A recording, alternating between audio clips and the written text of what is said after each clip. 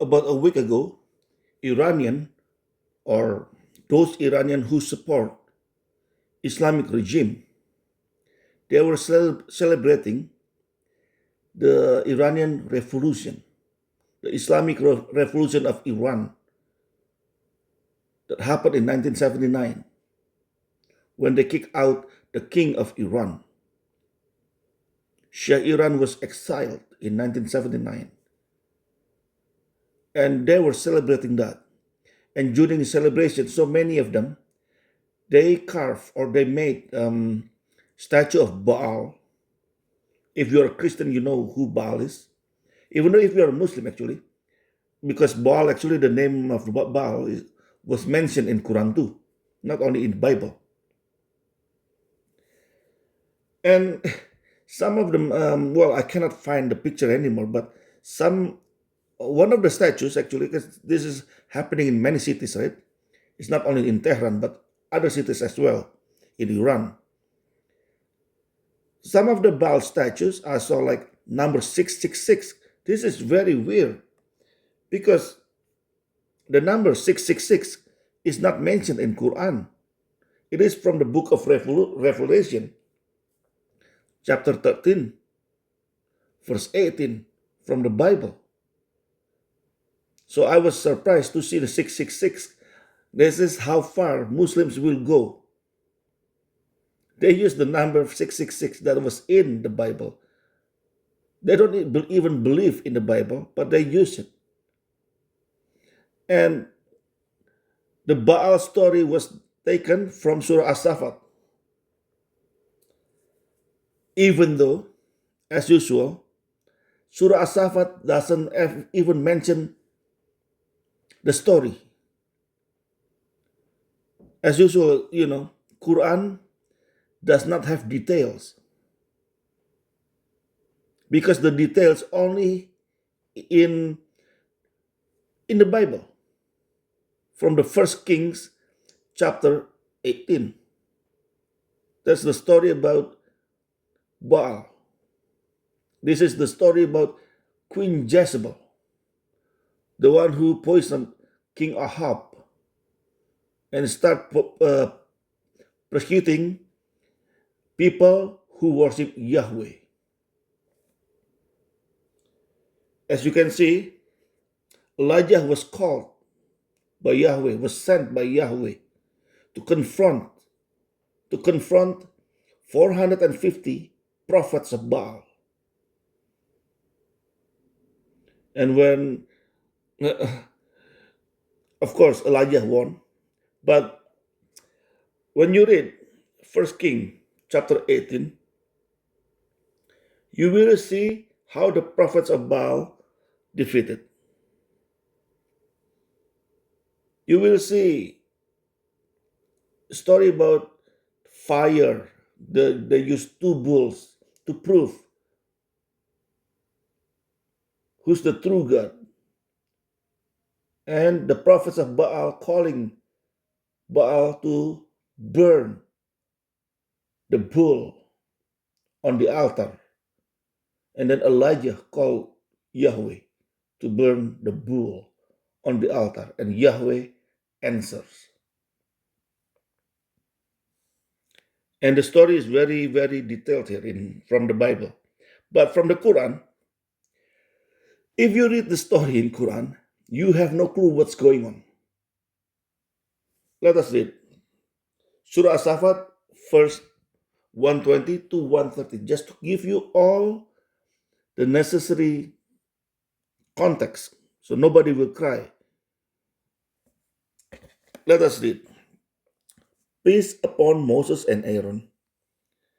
Indeed, we thus reward the doers of good. Indeed, they were our believing servants. And indeed, Elias, Elijah, was from among the messengers. When he said to his people, will you not fear Allah? Do you call upon Baal and leave the best of creators? Allah, your Lord and the Lord of your first forefathers.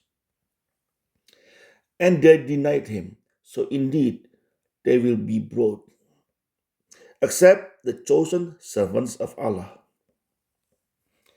We left for him among later generations. Peace upon Elias. That's it. I just read you 11 verses from the Quran about Elijah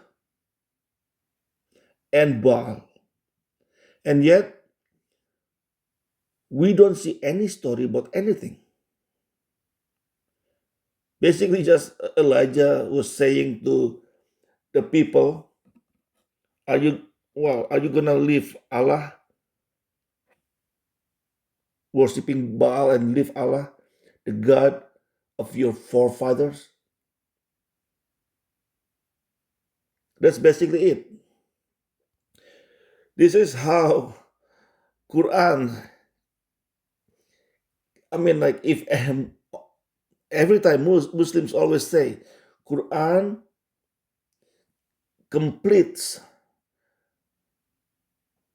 completes the uh, previous books. Well, but the truth is far from it. If anybody who reads Quran will say will not know any story. You don't get any story from the Quran because nothing is completed. As opposed, when you read the Bible, the name of Jezebel was mentioned. King Ahab, the king of Israel, married Jezebel. Jezebel, who was from Lebanon, well, modern day Lebanon, who worshiped Baal. And as you can see from chapter 18, verse 19, even mentioned 450 prophets of Baal and the 400 prophets of Asherah.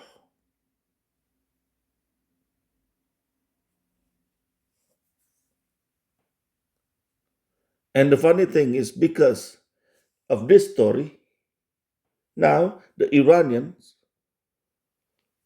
who support Islamic regime of Iran, they make the statue of Baal and burn the effigy of Baal. This is so weird.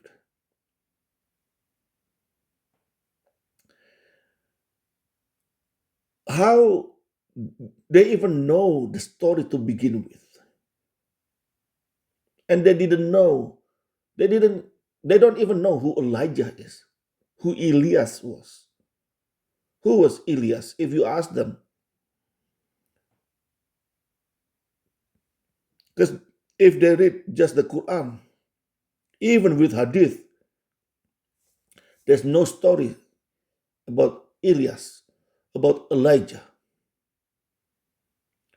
If they are Sunni, maybe they can get the story from Kisas al-Anbiya, the stories of prophets, who actually was written by a Jew, if I'm not mistaken.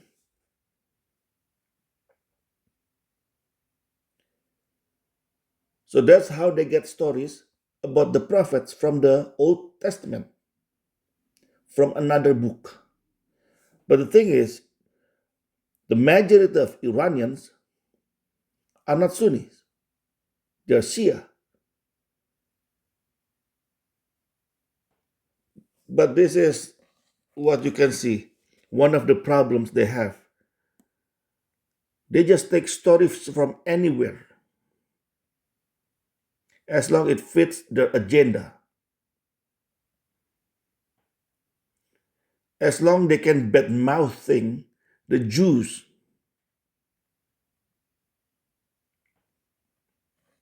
Because if they really know the story, of course they will understand that Elijah won the quote unquote contest against the Baal.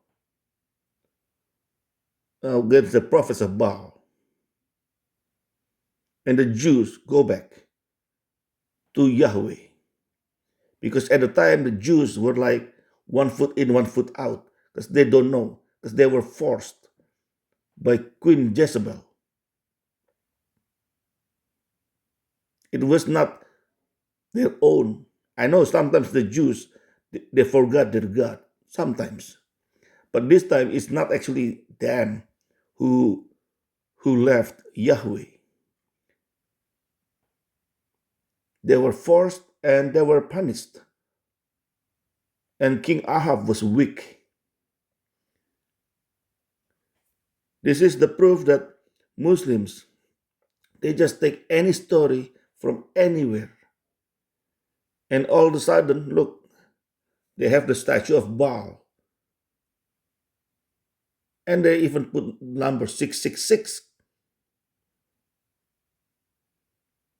They put the statue of Baal from the Old Testament and 666 from the New Testament. The book, they always say, they don't even believe in the Bible.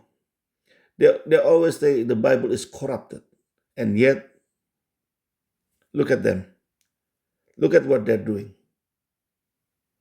This is very, very strange. But I'm glad. Of course, I mean, like, I don't know what they're uh, why they're doing this. What do they think they will get from this? Because the Jews don't care about this thing.